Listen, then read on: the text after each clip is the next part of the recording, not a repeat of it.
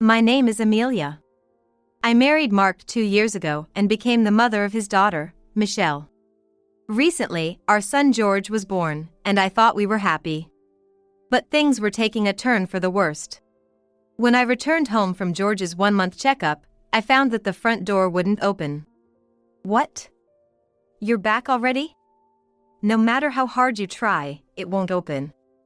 Dad had the locks changed while you were out. Wait, Michelle! Why are you joking about this? Please open the door. George is fussing, and I have a lot of stuff with me. Hey, you're being noisy. Think about the neighbors. Mark! What's with that tone? Please, just open the door. If you're worried about disturbing the neighbors, then just let us in. That's not possible anymore. This is no longer your house.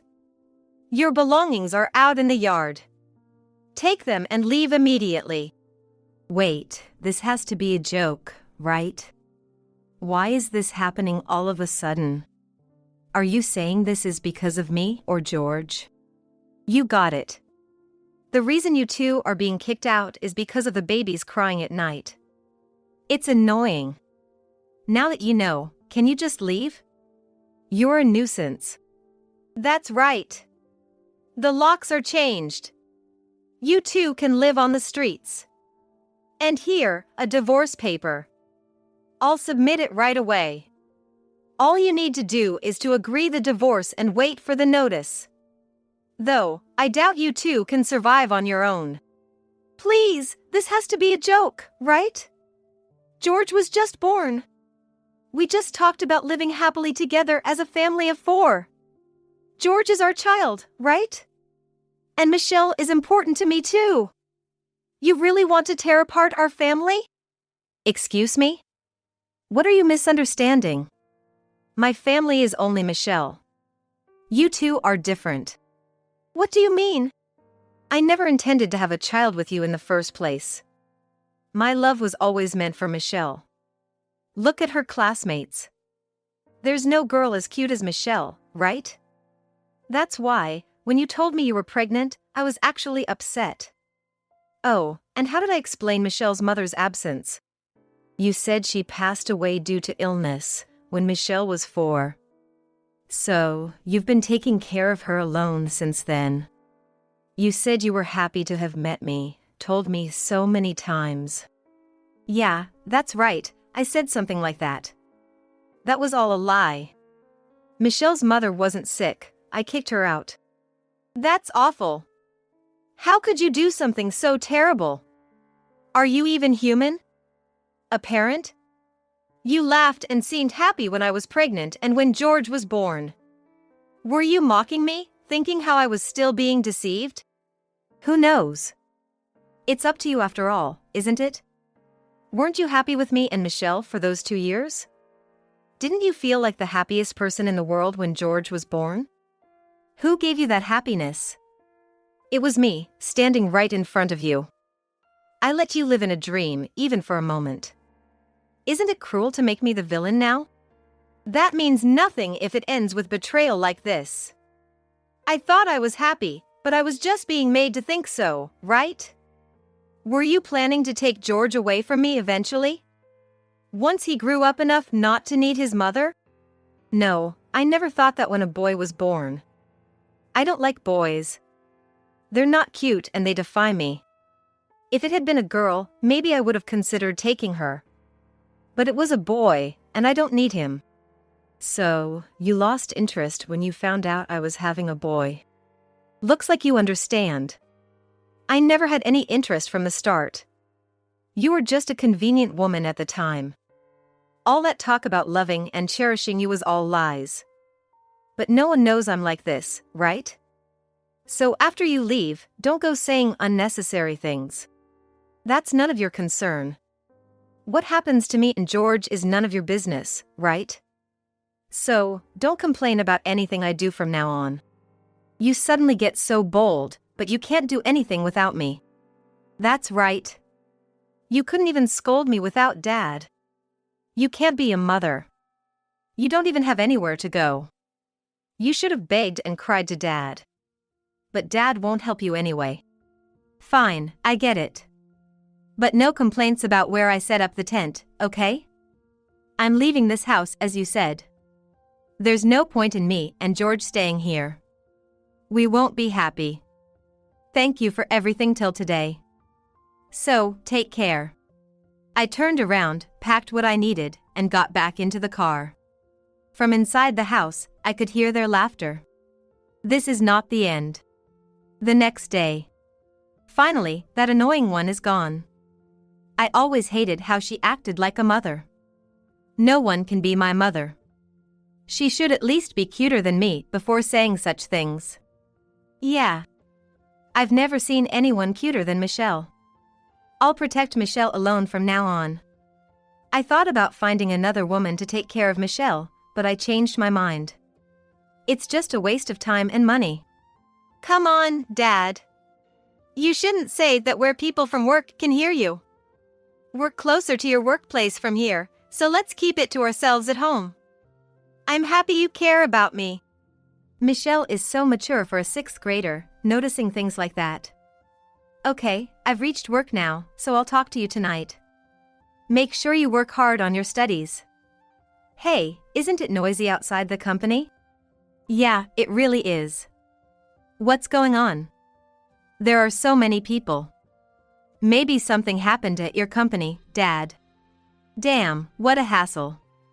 Just when I was about to enjoy life with Michelle. Who is it this time? It looks interesting, so I'm going to check it out too. Maybe I can help if there's a problem.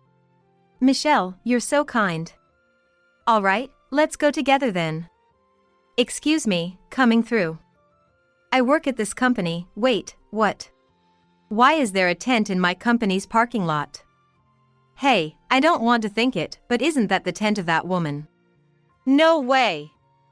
That can't be. She doesn't have the guts to do something like this. And she doesn't have the money for such a fancy tent. Sorry for setting up a tent here. But I have nowhere else to go. My family home is long gone, and I have no one else to rely on.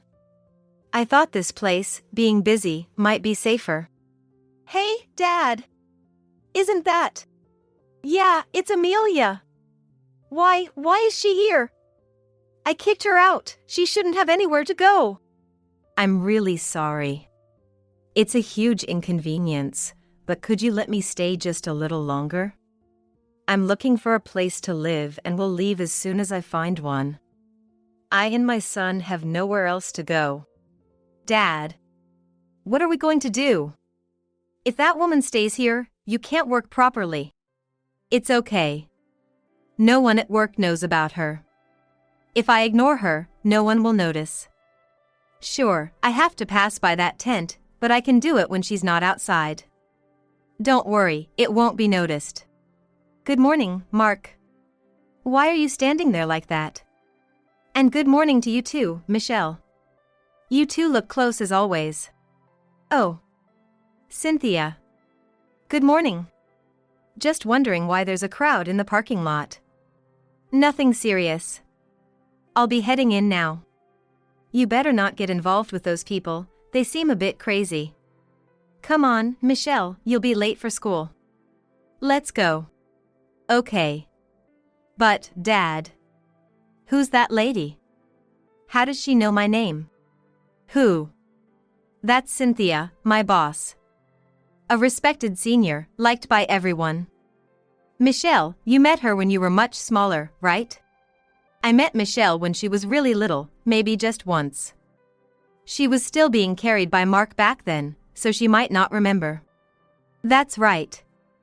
You see, Michelle, be polite now. Sorry, she's not very thoughtful. It's okay, dear. She's grown up so much, becoming more and more like her mother. What? Hey, Dad! She's scary! What's going on? How does she know about Mom? You said nobody at work knows Mom. Nobody knows if I look like Mom. Now, calm down, will you? If you get so upset, you'll ruin your beautiful look, the beauty like your mother. Don't be in such a hurry, you'll find out everything in time. Maybe not sooner, but today. No. What are you talking about?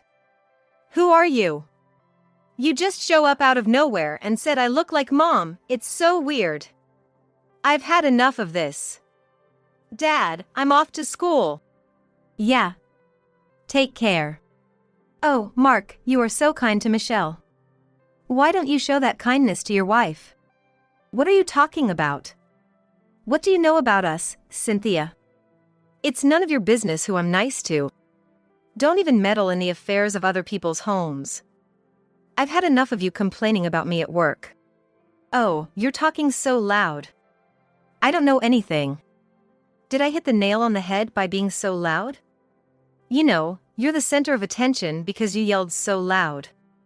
Do you really want to yell at me, a senior, in front of this many people? Damn, what the hell? Shit. Michelle. You're done here. Get the hell out of here and go to school. I'll take care of it. Get the hell out of here. Oh, no. This is a family matter, isn't it?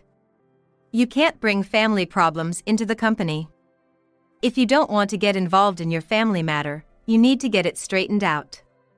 You need to settle the matter, then, don't you? What's the matter with you? That's enough. You want me to put my family problems behind me. I don't want to be told by you, who's divorced once. Just get the hell out of here, Michelle. Well, okay. No, you can't do that. I'll never let you go. Hey, Amelia? You need Michelle to listen to you, don't you? No way. That has nothing to do with Amelia. I have nothing to do with that woman anymore. Exactly. Cynthia's right, it's not only about Mark, but also about Michelle. I need to have them listen together. Oh, I knew it was you. It's surprising you thought you could hide it from us. So many people are watching. Did you really think you could tell them that you weren't involved with that all along? That's too bad. I know what kind of person you are. Did you really think no one knew? Oh no. No one knows anything about me. I've been doing well for a long, long time. There's no way they can find out now. You're right, it's not now they've found out about you. People have known what kind of person you are for a long time. We also knew that you kicked your ex-wife out of the house because of your selfishness. Why? Why do you even know all that? I've been hiding it from people for so long, and they've all been fooled for so long. It's not my fault, it's all my ex-wife and Amelia's fault. That's true. Everything is my fault. I was the one who couldn't stop George's crying at night, and I was the one who was cheated all along. It's not Mark's fault at all. Hear that? See, even that woman says she was wrong. I think everyone was deceived by you. Cynthia, you pretend to be a good person, but you're a black-hearted person, aren't you? You told everyone that you're that kind of person. Yes, you're right. Maybe I'm as black-hearted as you say. But you're the only one who didn't know this. Everyone else knows I'm like this. Besides, I told them you were a scumbag. They tried to kick you out, but I stopped them. You have Michelle, and you don't want her to end up on the street, do you? That's why I kept you where you were. Don't be selfish. You kept me where I was? How dare you talk to me like that? Did I ask you to do that? I know you didn't ask me to, but I can tell by the look on your face. You've always tried so hard not to be disliked by everyone. When will they find out you're a bum, or will you be able to get away with it? Did you feel comfortable living with that kind of fear? At least from my point of view, you seemed pretty uptight. Shut up. It's none of your business how I live. How do you know what's going on in my house? Maybe you went out of your way to find out what I'm up to? If that's the case, it's too creepy. How desperate are you? You wouldn't want me to leave this company, would you? Are you having fun trying to get rid of me like that? Do I enjoy doing that? I'll say it right back to you. Do you enjoy kicking out people who care about you? What do you want with your ex-wife and Amelia? You haven't ever even dreamt that you are doing something terrible, have you? I said that's none of your business.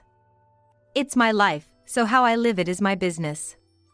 Rather than that, I want to know how you know about my personal life. How did you know I kicked my ex-wife out? It's simple. Your ex-wife and my sister are just good friends. She worked at a beauty salon, right? My sister is the owner of that salon. That's why I know the story. It's nothing to go out of my way to tell you, so I've kept quiet about it. I didn't think you were capable of such a terrible thing, so even after the divorce, I didn't mention it because I thought it was between individuals after all. But it's just unthinkable for me to kick out your second wife, too. Besides, Amelia, George was just born, right? Do you know how hard it is to raise a child by yourself? Even if you had taken Michelle in, it would have been your parents who would have raised her. You only took care of her when you went out on your days off. And when you came back home, you just laid around, didn't you? How can you say that you are raising your child in a respectable way?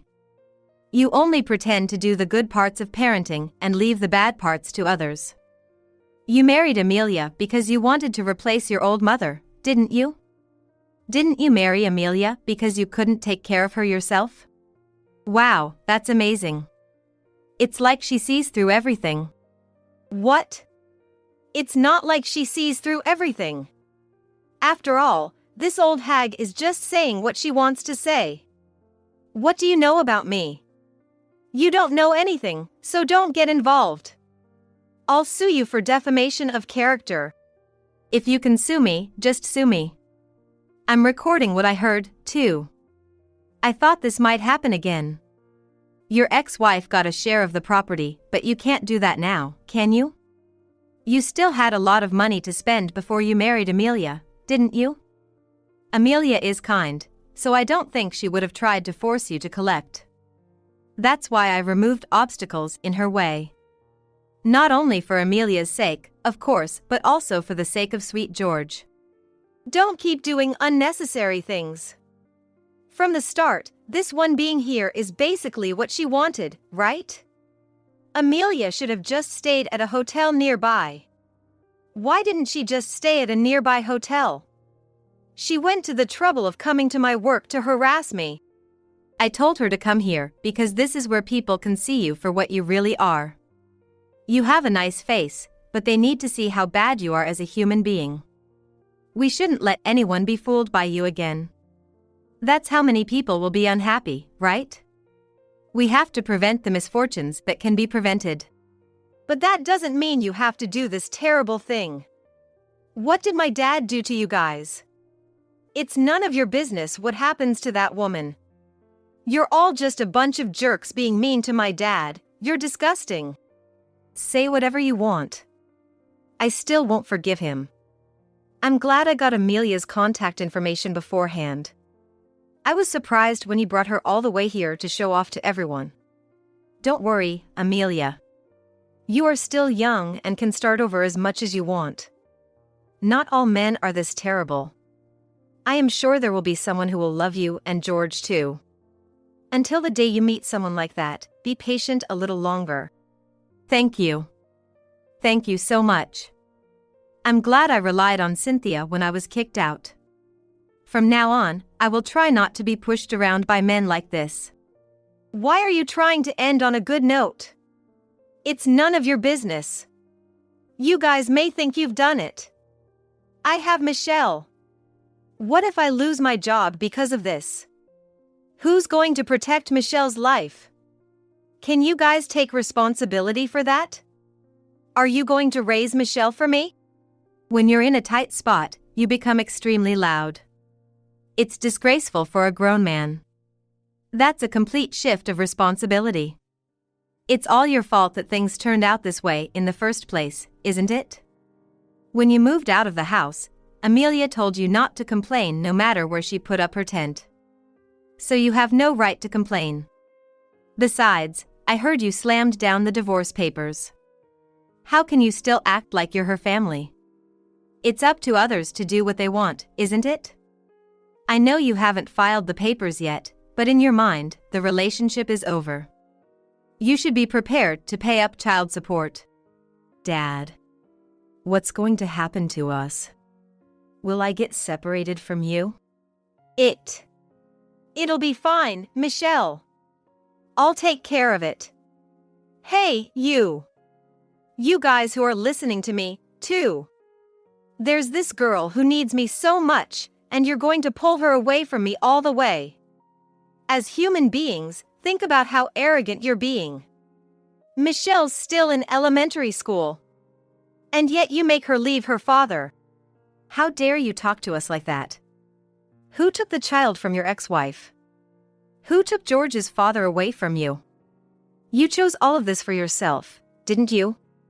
It's okay for you to do it, but you don't want others to do it to you?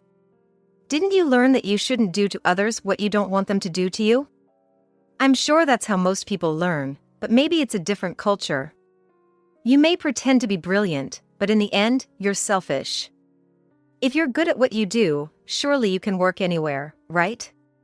Well, though I'm sure that wherever you go, you'll soon show your true colors. Damn.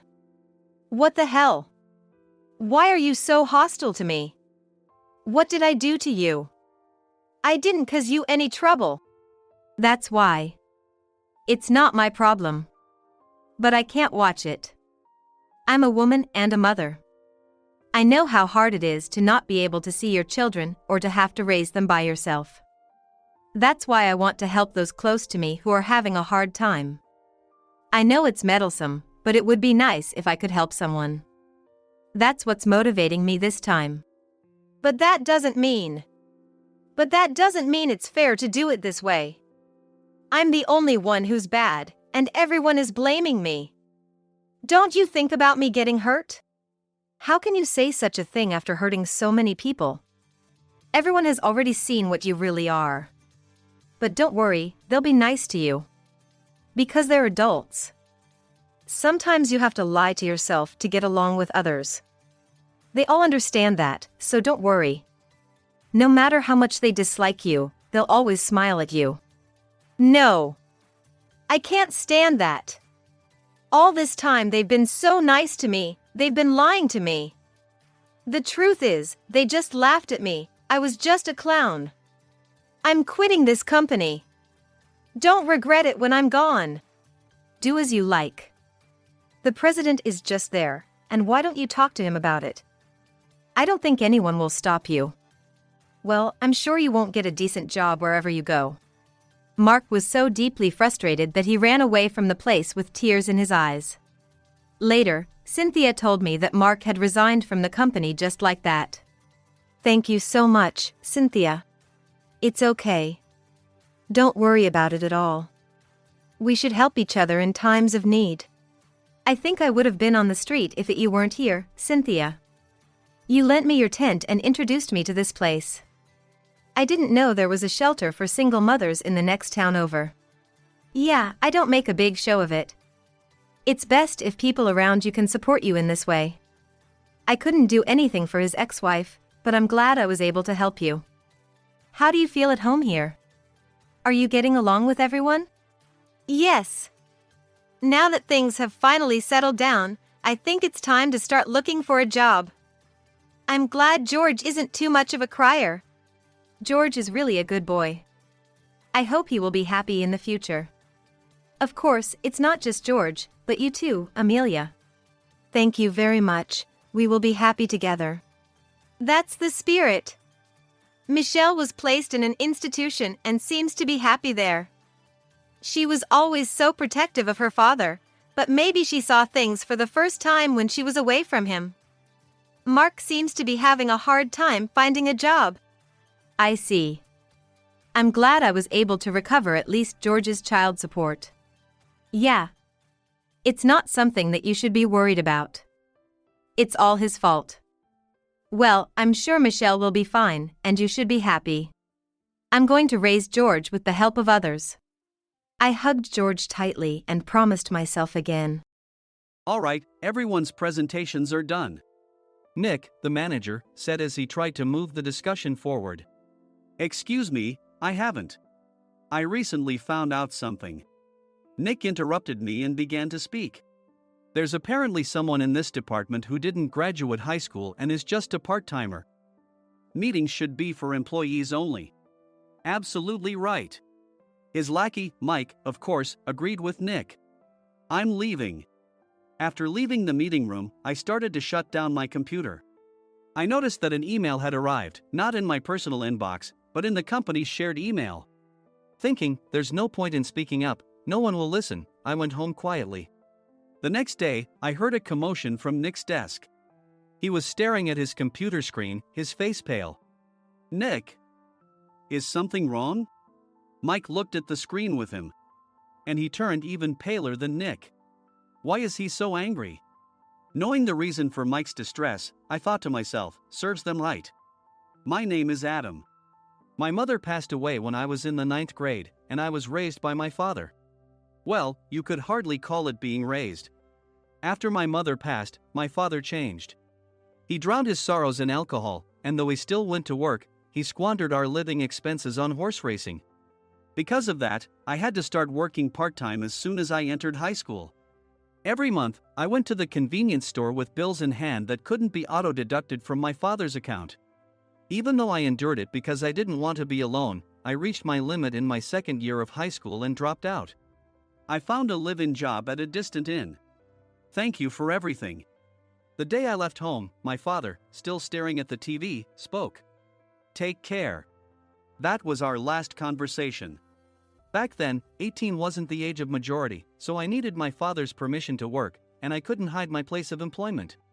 Yet, my father never visited me even once. I kept working just to survive, and before I knew it, I was 42. Years of hard work paid off, and I was transferred to the headquarters. I was thrilled to be recognized by the company, as I thought I'd be working in the field until retirement due to my lack of formal education. Listen up. Our work can change the future of our employees. Don't drag us down. On my first day after the transfer, Nick, dressed in an expensive suit, spoke sternly. There was a reason for this. Our inn was located in a prominent tourist destination, known so well that everyone in the state could sing its commercial jingle. At its peak, we had 5 locations within the state. But that was long ago. Due to financial difficulties and aging facilities, only the place where I had worked for many years and the original establishment remained. I was prepared to lose my job anytime, but now there was a glimmer of hope. With the rise of social media, the tourist area where the inn was located started gaining attention again. Depending on how hard the sales department, where I was transferred, worked, we could either thrive or be forced to give up this prime location to the new hotel chains continuously popping up. For Nick, who had switched careers from another industry to strengthen our sales, this was a battle he couldn't afford to lose. I understood why he had to be strict. I will do my best. Nick sneered at my enthusiastic declaration. Did you not hear what I said? I'm sorry. I thought I was listening carefully. Out of habit from years of customer service, I apologized reflexively, though I had no idea what had offended him.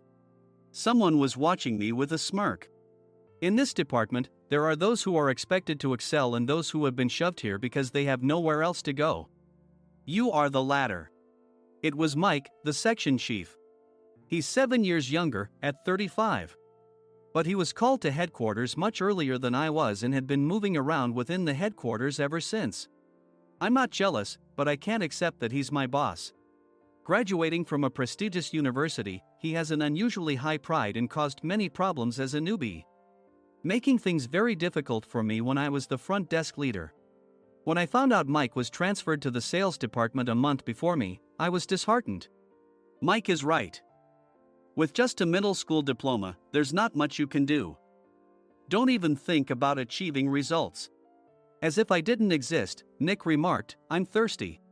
Mike eagerly ran to the coffee maker. It seems Mike is Nick's lackey. I regretted being happy about my transfer to headquarters, wishing I had stayed on site forever. Send a direct mail to every company on this list by the end of the day. Nick only assigned me tasks that even a new graduate could handle. What? There are over 1,000 companies. You want me to send to all of them by today? Yes, if you and your fellow misfits split the work, even those with nowhere else to go should finish by today. I glanced at the employees typing away expressionlessly. They were worn out from customer service, only thinking about leaving on time, or were women reassigned after having children, with zero motivation for work. Even Sam, a new graduate from the same university as Mike, who was supposed to be among the expected achievers, had no enthusiasm for the job, having joined the company wanting to do customer service. "I don't care what they say, I plan to quit anytime," he said. Only Nick and Mike were highly motivated, making all the decisions between the two of them. I originally only wanted to work at the inn to survive and had no particular attachment to this job. I swallowed my words, thinking I had no right to reprimand them. About a month after the transfer, Nick told us with a frustrated look, "To commemorate the 50th anniversary, we've decided to create a plan exclusive for one group per day." Originally, Mike and I were supposed to come up with it, but our president, Mr. Thompson, insists on hearing everyone's opinions. "So, you all get a chance." As Nick explained, Mike began handing out prints. "Make sure not to embarrass Nick. If your ideas are half-baked, you'll have to redo them." It seemed that they had printed his handwritten notes by Mr. Thompson, which included several questions and a section for free responses. It made sense why Nick had to seek our input, given that all responses had to be submitted to Mr. Thompson. We were given a week to think about it, and a meeting was scheduled to compile our ideas. My plan is to let guests enjoy both the old and modern America. Nick began the presentations. Guests would watch a master confectioner at a nearby traditional sweet shop make sweets in front of them. The welcome drink would be premium tea in a bottle. Nick's plan was certainly attractive. After his presentation, Nick called on us to present in the order we were seated. Just as I stood up for my turn. "All right, everyone's presentations are done." "Excuse me, I haven't. I recently found out something." Nick interrupted me. "There's someone in this department who didn't graduate high school and is just a part-timer." He was likely talking about me. I joined the company as a part-timer and was made a full-time employee when I turned 20. That was 20 years ago, so Nick and Mike probably had no chance to know until recently. "Meetings should be for employees only." Absolutely right. After that, Nick kept creating opportunities to solicit everyone's opinions, purposefully excluding me from speaking. The meeting unexpectedly heated up and went past the scheduled end time. A few people asked to leave, and the discussion continued with the remaining few. "Still here?" Normally, you'd leave in that situation. Though I had no attachment to the job initially, hearing kind words from customers made me want to make them happier.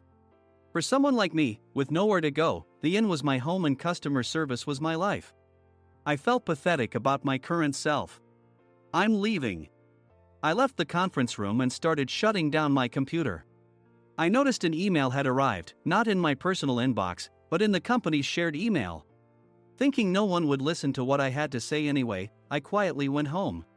The next day, while preparing the DM as instructed, I heard a commotion from Nick's desk. In his haste to stand up, he hit his knee on the desk. He stared at his computer screen, his face pale. "Nick, what's wrong?" Mike, thinking he should be the first to rush over, approached Nick while still wearing his coat. He peered at the screen with Nick. And he turned even paler than Nick. Why is he so angry? Who is responsible for this company? Nick, more irritated than ever, asked, and Mike answered without checking. Probably Sam. Sam wasn't there because he was attending a morning training session for new hires. Nick gave up on getting angry and returned his gaze to the screen. They were looking at an email that arrived right after the end of the working day yesterday. Apparently, no one, including me, had checked it before leaving. The email was from a large company that used us for their annual employee trips. The president and executives of that company also frequently used our services personally. President of the company, Mr. Mason himself, had declared that neither he nor his company would ever use our services again. Well, some companies cancel their employee trips or stop using our services due to financial struggles. Let's just move on. Mike kept wiping the sweat from his forehead with a handkerchief. Knowing why Mike was so agitated, I quietly watched their interaction. Do you know how much revenue we get from that company? We can find other guests to fill the rooms, but we'll lose the banquet costs. gift shop revenue, rental car fees, and more. Moreover, the gifts were supposed to be prepared by the traditional confectionery shop involved in Nick's proposed plan. If it's known that we incurred such a huge loss at this critical time, Nick's position in the company would be jeopardized. Nick took a deep breath, seemingly trying to calm himself. All right, Mike. Go to New York right now and apologize to Mr. Mason. What? You're coming with me, right? I have urgent work to do. I trust you, which is why I'm entrusting this to you. Please. Mike, believing Nick's sincerity, agreed with a determined look on his face, saying, yes. That's Nick for you. Even if Mike went to apologize, Nick would shift all the blame onto him if the client didn't change their mind. Well, it was Mike's fault to begin with, so it served him right. About 3 hours later, Sam answered a call from somewhere and repeatedly apologized, saying, I'm very sorry. Everyone watched to see what was happening. After ending the call, he informed Nick with a weary tone. When Mike arrived at the client's company, he only made things worse, further infuriating Mr. Mason. He was demanding, get his boss here immediately. It was no wonder Sam was exhausted, dealing with such a call right after returning from training. What is that idiot doing? All right, Adam, you're coming with me. If sacrificing Mike didn't work, then I must be next. Normally, I'd want to refuse at all costs, but I saw an opportunity in this situation. If I can be of assistance, I'd be happy to join you. I obediently followed Nick, and we flew to New York. When we introduced ourselves at the reception, it became clear how serious the situation was. As the receptionist personally escorted us to the president's office. Angry voices leaked through the door, making both Nick and me uneasy. Excuse me. I'm Nick, the supervisor. I understand my subordinate has caused you trouble, and I deeply apologize. Nick, with his experience in the corporate world, knew enough to offer an apology before excuses. However, his customer service skills left much to be desired. I sighed as I saw Mike trembling like a small dog in the corner of the room. What kind of training are you giving your subordinates? Mr. Mason glared at Nick with a red face. The intensity of his gaze made even Nick take a step back. Regrettably, I joined this company only 2 years ago and was unaware of Mike's issues. I should have identified his shortcomings sooner. Indeed. I should have realized sooner. No sensible person would come to apologize and then give a lengthy presentation on the drawbacks of not using their in. Nick froze, his mouth slightly open. Suspecting the worst, I picked up the documents that had fallen to the floor. It seemed Mike hastily prepared these documents on the plane, listing the disadvantages. Disadvantage 1: if you change the venue for the company trip, employees might suspect it's for cost-cutting reasons, leading to a negative impression. Reading it aloud half-jokingly, Nick snatched the papers from my hand and checked the contents with a furious expression. Among the stack of documents was a receipt from a nearby convenience store's copy machine. I felt a pang of dread, hoping he hadn't shown the receipt as well. What do you think he said when I asked what kind of nerve he had to do this? I'm very sorry. Faced with the dire situation, Nick must have thought there was nothing left to do but apologize. In a voice smaller than I'd ever heard from him, he uttered words of apology. He said, I'm a Harvard graduate. I don't believe I said anything wrong. Mike, what have you done? Forgetting his plan to pin the blame on Mike, Nick yelled loudly, even in front of Mr. Mason. I didn't do anything wrong. You're still saying that? Look at him. Mike pointed at me with a shaking hand. I was assigned to headquarters in my 20s and now I'm a section chief. This guy only made it to headquarters at 42. Everything I've done proves I was right. So why are we losing the contract? Having said his piece, Mike collapsed to the floor. Of course. You were sent there because you had nowhere else to go. Mike never expected to hear such words from someone he looked down upon. He lunged at me, and Nick hurriedly stepped in to stop him. Mr. Thompson told me Mike is a quick thinker, and to take good care of him. There's no way he was pushed aside. Don't make things worse here. He didn't say quick thinker, he said only quick-witted, didn't he? I don't remember that part. I recalled the many troubles Mike caused when he was a newbie. When Mike was on the front line, his pride was so high that he never apologized to customers. Customer service, especially in our job, doesn't work alone. It brings both good and bad situations. If the front staff or housekeepers made mistakes, or the cleaning company didn't properly clean a room, one had to apologize to the customers regardless of personal fault. Mike, in such situations, would never apologize, insisting he wasn't at fault. This often angered customers, and as the front desk leader, I frequently had to apologize on his behalf. He caused complaints and disrupted operations, which is why he was quickly moved to headquarters. In departments where he didn't interact directly with customers, his quick thinking was beneficial and things went well. But it seemed his flaws were starting to show. Corporate reservations are supposed to be entered into the system by the sales representative. But a quick check yesterday revealed that more than 10 items were missing from the client's reservation. The handover document clearly stated what needed to be prepared. Why didn't you enter it into the system? Why do we have to give them special treatment? Filling rooms near the banquet hall, setting up all the food in advance. Specifying the brand of wine, they're too demanding. No wonder he always angered customers, I thought, feeling a headache coming on. Grouping them in rooms near the banquet hall is for our benefit too. It makes it easier for the staff to set up beds and serve breakfast since everyone's schedule is synchronized. As for the other requests, Mr. Mason suggested them to lighten our load. I didn't know that. Nick finally seemed to realize that Mike was the one who had angered the client. What did you say to them? I just told them we wouldn't give them special treatment anymore. We shouldn't waste effort on things that don't bring in money. I was utterly exasperated at his lack of understanding of customer service. Of course, we shouldn't comply with unreasonable demands. But carrying over successful practices from past stays makes customers feel remembered and enhances their experience. Good memories encourage repeat visits. That's part of our job. I looked down at Mike, who was sitting on the floor. In our job, nothing is a waste. Mr. Thompson likely moved you to the sales department, hoping you'd finally understand this. How do you think he feels now that you've failed to meet his expectations? Mike, tears in his eyes, fled the president's office. I was amazed he still hadn't apologized. You have it tough, Adam. It's okay, we're all employees of the same company. I deeply apologize for this disrespectful incident. Especially after all the care you've shown us.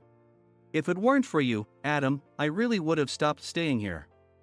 When I heard you were moving to the sales department, I was willing to reconsider if you handled it. Seeing us talk so amicably, Nick's face contorted. Do you two know each other? Adam's service is excellent. I always requested him specifically. Normally, we don't accept specific staff requests, but we made an exception for Mr. Mason, adjusting my shifts accordingly. He had personally stayed at our hotel just before my transfer, and during casual conversation, I mentioned, I'm moving to the sales department soon. If I hadn't told him then, things could have been much worse. Please continue to take care of us. I look forward to it. On the return flight, Nick awkwardly offered me a can of beer. It's still working hours. Of course, I had no intention of forgiving him for a single beer.